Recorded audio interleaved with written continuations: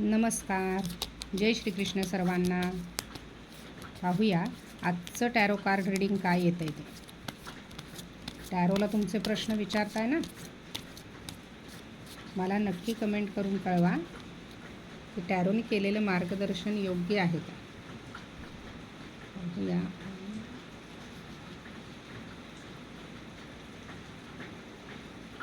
आज आलेलं आहे 7 ऑफ पेंटॅकल्स.